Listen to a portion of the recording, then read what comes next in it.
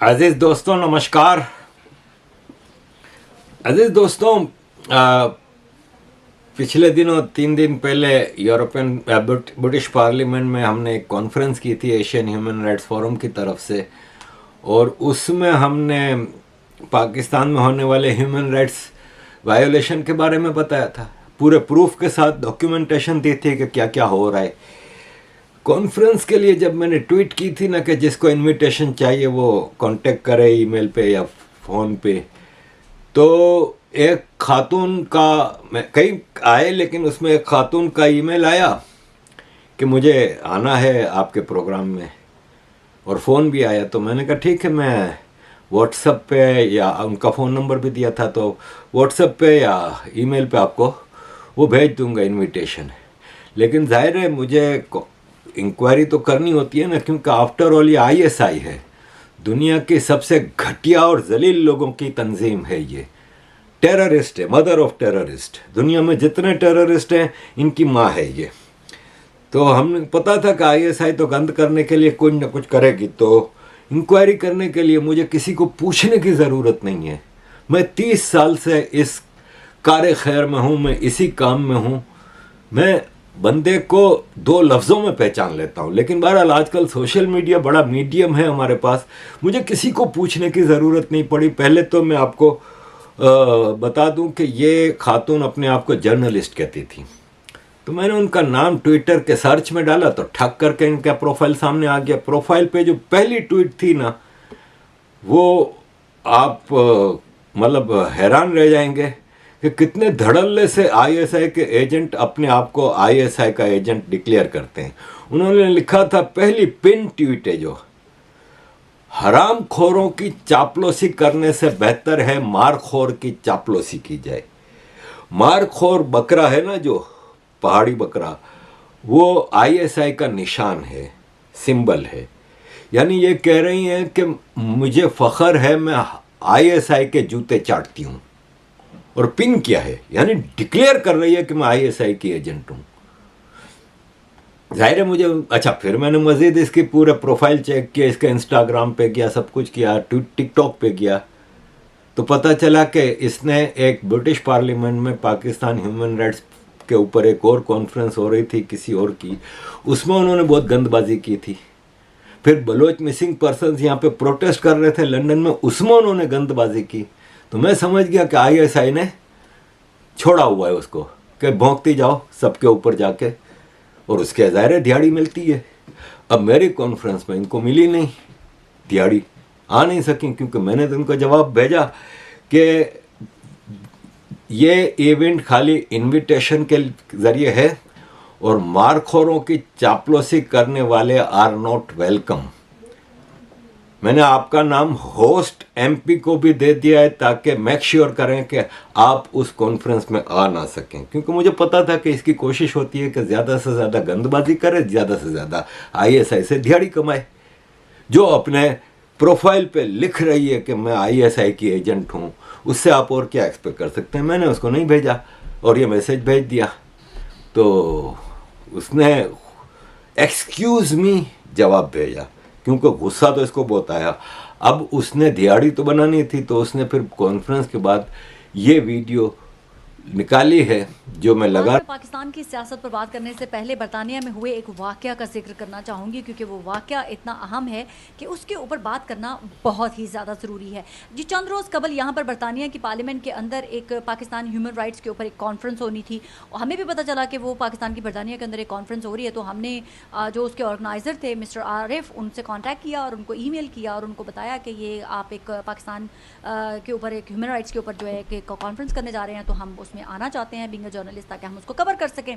अब उस कॉन्फ्रेंस के अंदर जो है मेहरान भुगटी भी आ रहे थे, और भी बहुत सारे यहाँ के एमपीज़ भी थे और वो भी थे। अच्छा, उस शख्स से मेरी जब फ़ोन पे ऊपर बात होती है तो उन्होंने कहा जी मुझे आपकी ईमेल मिल गई है, मैं आपको व्हाट्सएप भी कर देता हूँ इनविटेशन, और उसके बाद आपको ईमेल करके भी कंफर्मेशन कर देता हूँ। मैंने कहा जी बिल्कुल ठीक है।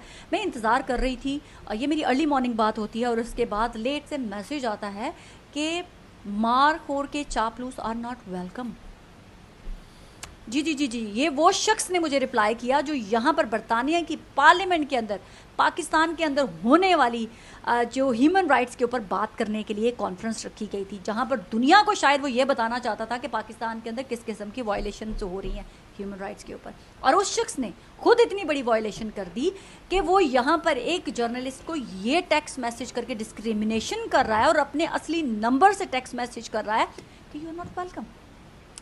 मेरे सोर्सेज ने मुझे ये बताया था कि जब उस शख्स को, जब मैंने अपना फ़ोन करके बताया था कि मैंने ईमेल भी किया उसको, तो उसने 2 रिपोर्टर्स को कांटेक्ट किया। एक रिपोर्टर ने कहा कि जी बिल्कुल इस खातून को बिल्कुल भी अलाउ मत कीजिएगा क्योंकि ये पाक अफवाज के बहुत ज़्यादा सपोर्ट करती है। उस शख्स ने कहा कि मैं तो लंदन से बाहर हूँ, मैं तो नहीं आ सकूँगा आपकी इस कॉन्फ्रेंस को अटेंड करने के लिए, लेकिन इस खातून को एक्सेस बिल्कुल भी मत दीजिएगा। उसके बाद जब मेरे सोर्सेज ने बताया कि दूसरे रिपोर्टर को जब उस शख्स ने कांटेक्ट किया तो दूसरे शख्स ने भी सेम कहा कि जी ये पाकिस्तान के मुतल्लिक बड़ी जज्बाती खातून है, ये अगर आपकी कॉन्फ्रेंस में आएगी तो ये आप लोगों से बड़े सख्त सवालात करेगी और आपकी कॉन्फ्रेंस को ख़राब करेगी, लिहाजा इसको अपनी कॉन्फ्रेंस में एक्सेस मत दीजिएगा।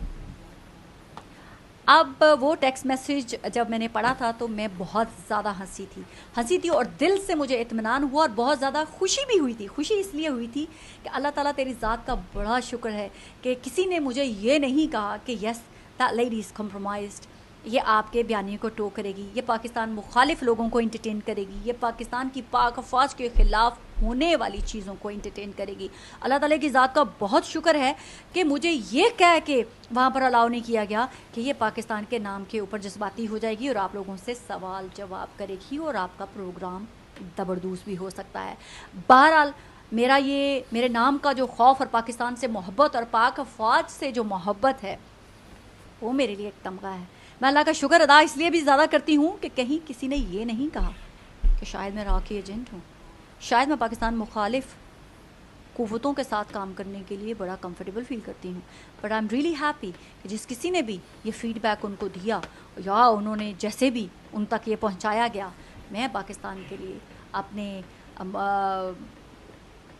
मैं सिर्फ यही कहूँगी कि वो जर्नलिस्ट जो वहाँ पर मौजूद थे, मैं सबकी बात नहीं कर रही, इसका मतलब वो कंप्रोमाइज़ है, इसका मतलब वो कंप्रोमाइज़ होते हैं, इसका मतलब पाकिस्तान मुखालिफ कुव्वतें उनके साथ बड़ी कंफर्टेबल होती हैं, तभी उनसे फीडबैक भी लिया जाता है, तभी उन लोगों से पूछा भी जाता है कि क्या ये शख्स हमारे प्रोग्राम को ख़राब तो नहीं करेगा। बहरहाल मेरे लिए बड़ा एक तमगा है कि मैं पाकिस्तान से मोहब्बत करने वाली ठहराई गई। मैं पाकिस्तान की लिए पाकिस्तान का नाम सुनकर अगर पाकिस्तान के ख़िलाफ़ कोई बात होगी तो मैं उसको काउंटर करूँगी। बहरहाल मेरे लिए एहसास की बात है, बहरहाल मेरे लिए ये एक फ़ख्र की बात है। दूसरी तरफ अली अमीन गंडापुर हूँ या मंजूर पश्तीन हूँ, जिस तरह से मंजूर पश्तीन जो है वो पाकिस्तान की सरज़मीन पर खड़े होकर कहता है कि पाकिस्तान एक दहशतगर्द मुल्क है। मेरे ऐसे लोगों से समेत तमाम वो लोगों से भी एक सवाल है जो मंजूर पश्तीन टाइप के लोगों को सपोर्ट करते हैं या उनके नज़रिए के साथ खड़े होते हैं। अगर आप इतने ही गैरत का तो आपसे कोई लेना देना ही नहीं है, क्योंकि बेगैरत कोई शख्स ही हो सकता है जो अपनी धरती माँ को दहशतगर्द कह सकता है। और ऐसे टाउट किस्म के लोगों को सपोर्ट करना, सिर्फ ये कहना कि इनके लोग उठाए जाते हैं तो इसका मतलब है लोग उठाए जाने वालों को आप अपनी धरती माँ को दहशतगर्द कहेंगे। जो लोग अपना मुल्क छोड़ के दूसरे मुल्कों में पनाह लेते हैं, क्या कभी आपने उस मुल्कों में रहते हुए कभी उन मुल्कों को दहशतगर्द कहने की जरूरत की है? कह के देखिएगा, आपको वापस ऐसी जगह घुसेड़ेंगे वो लोग जहां ज़िंदगी में आप बाहर नहीं निकल सकेंगे।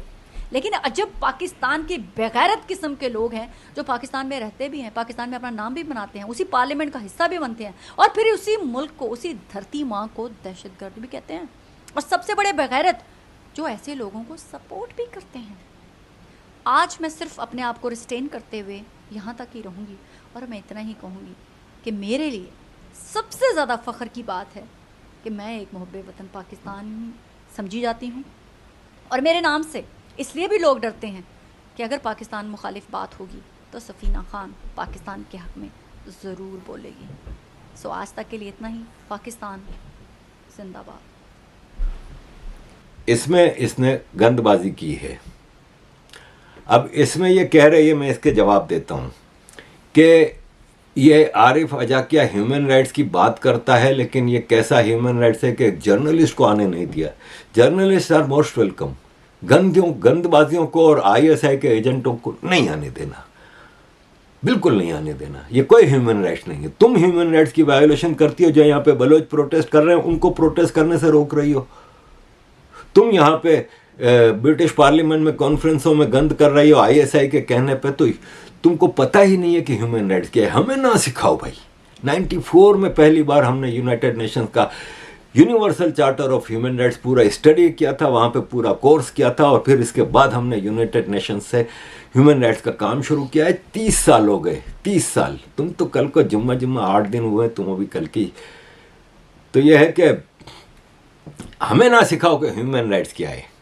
अब आते हैं कि इसमें यह कहती है कि एक फलां जर्नलिस्ट ने हमारे बारे में, मुझे फ़ख्र है कि मेरे बारे में ये बैकग्राउंड दिया जा रहा है कि मैं पाक फ़ौज से मोहब्बत करने वाली हूँ।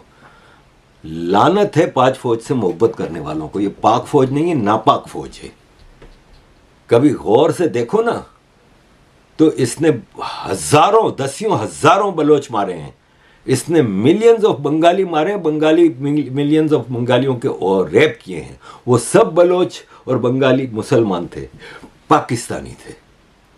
ये दुनिया की वाहिद घटिया फौज है जो सिर्फ अपने हम वतन और अपने हम मजहब लोगों का कत्लेआम करती है। ये धंधा करती है और कुछ नहीं करती। आज पख्तून भी इसके खिलाफ है, पूरा पख्तूनिस्तान खड़ा है इसके। चीफ आर्मी स्टाफ सुन ले, DGISI सुन ले, कोर कमांडर सुन ले, बलूचिस्तान में है या खैबर पख्तूनख्वा में है, आप सुन ले। अगर यही तर्ज है जो आप लोगों ने अपनाया हुआ है, इस तर्ज के साथ पख्तून आपके साथ नहीं वक्त गुजारेंगे, नहीं रहना चाहेंगे। ऐसा नहीं चलेगा। हम गुलाम है। आप तारीख देख ले, फिरंग आया था हमारे सरजमीन पर, औरंग आया था, बड़े बड़े ताकतवर आए थे, उन्होंने इस सरजमीन पर कब्जा तो किया था, मगर उनका अंजाम देख लो कि आज वो हमारे सरजमीन को दूर से भी नहीं देख सकते हैं। लिहाजा हमें किसी और शक्ल में इस्लामाबाद आने पर मजबूर न करो। और मेरे दोस्त, बेगैरतों की जिंदगी नहीं गुजार सकते हैं। हम मजबूर है, एक बार फिर कहते हैं, मजबूर किया जा रहा है हमें। सुन ले कि ये आपके फायदे में नहीं होगा, आपको बहुत नुकसान पहुंचेगा।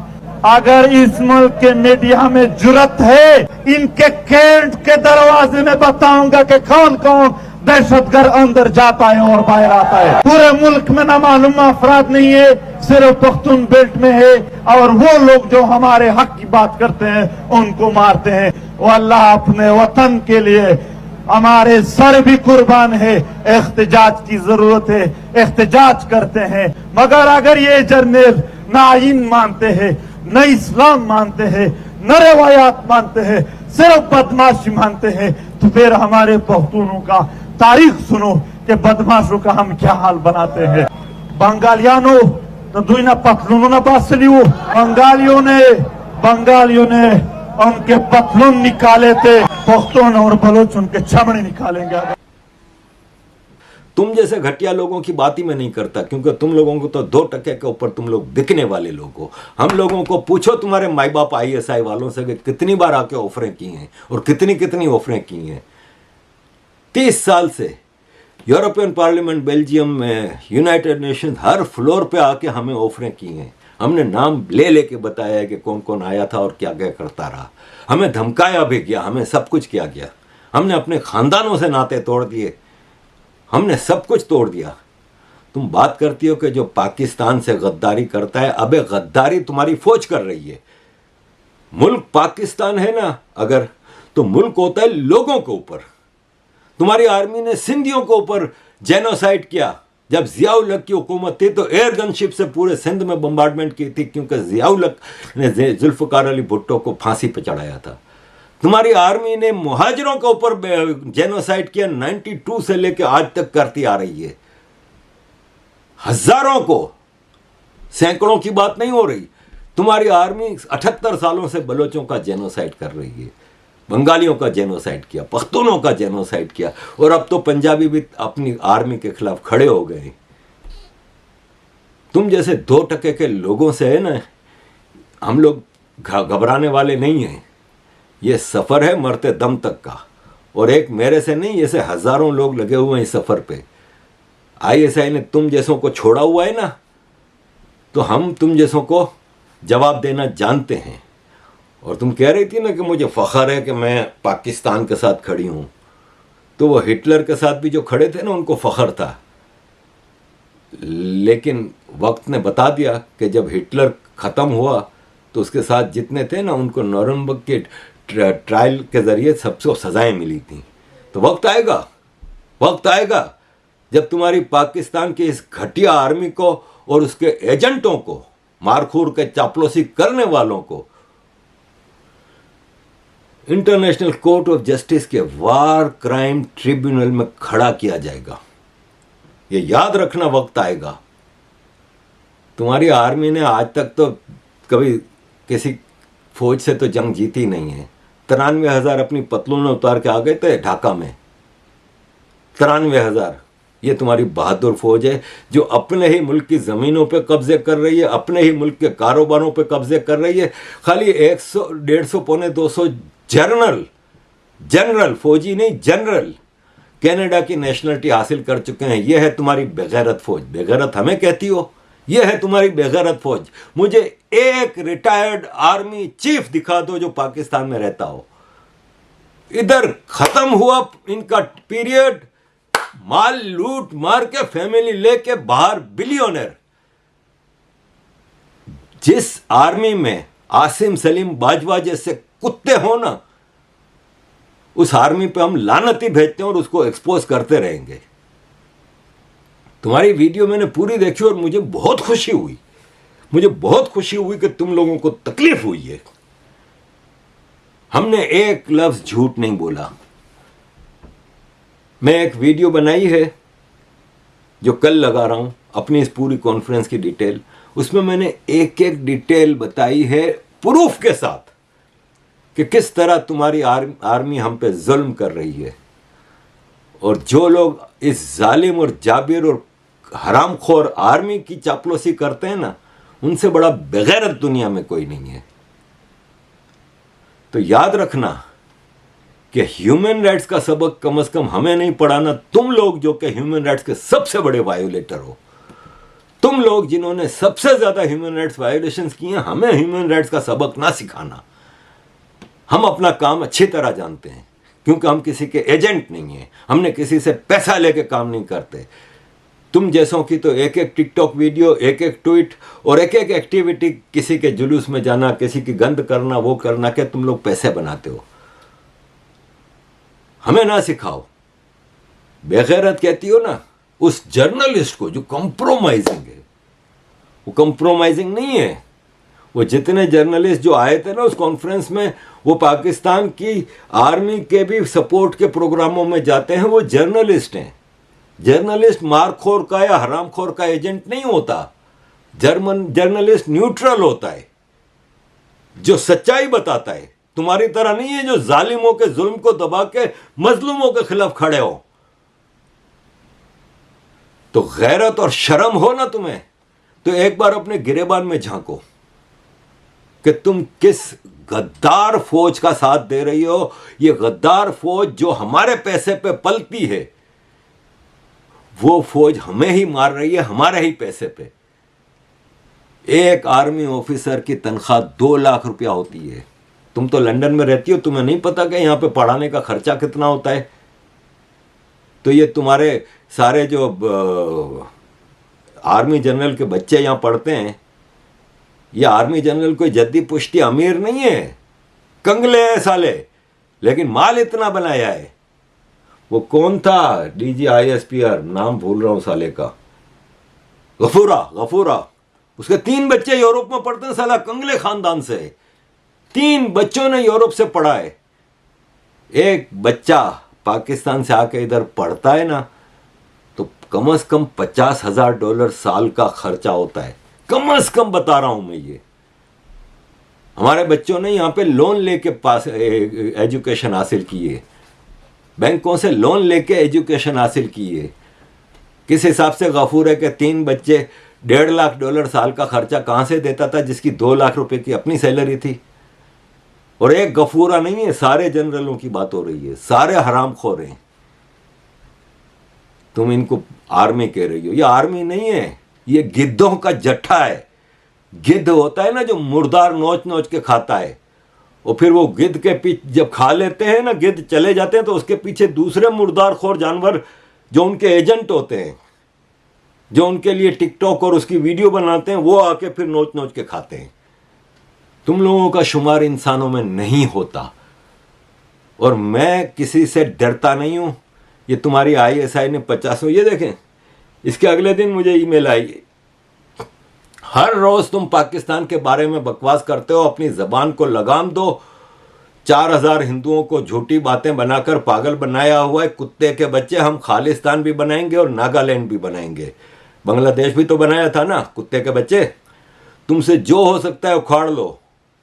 हिंदू की माँ का इंडिया में टट्टी करने के लिए टॉयलेट में, और तुम हर रोज बकवास करते हो वगैरह वगैरह। ये हैं तुम्हारे भाईबंद। ये रोज का सिलसिला है हमारा, रोज धमकियां आती हैं, रोज सब कुछ आता है। यहां की पुलिस में पूरी रिपोर्ट हमने दी हुई है, रेगुलर बेस पे पुलिस को अपडेट रखते हैं कि भाई हमारे साथ क्या हो रहा है। अहमद वकास गोराया को मारने के लिए हॉलैंड में तुम्हारे इसी इंग्लैंड से एक ISI वाले को $1 लाख दिए गए थे, £1 लाख। उसका व्हाट्सएप निकल आया पूरा ब्रिटिश पुलिस के पास। तुम्हारा भी पूरा चिट्ठा आ जाएगा जिस दिन ब्रिटिश पुलिस के पास तुम हत्या चढ़ जाओगी। इन जालिमों के, इन कातिलों की ज्यादा एजेंटगिरी ना करो, किसी न किसी दिन कानून तुम्हें पकड़ लेगा। ISI एक जासूस एजेंसी है, जासूस एजेंसी के लिए जासूसी करना इलीगल है। वो तुम करती हो उनके लिए सारी कॉन्फ्रेंसों में जाके, प्रोटेस्टों में जाके। ये जर्नलिज्म नहीं है तुम्हारा। मैंने पूरा ट्विटर, इंस्टा, टिकटॉक सब देख लिया है। तुम सिर्फ आर्मी, पाकिस्तान आर्मी की बूट चाटती हो और कुछ नहीं करती हो। अजीज दोस्तों, ये हमारा 24 घंटे का काम है। हम ऐसों को अच्छी तरह जानते हैं, इनकी औकातों को जानते हैं। थैंक यू वेरी मच अजीज दोस्तों for all your support. Kindly keep supporting.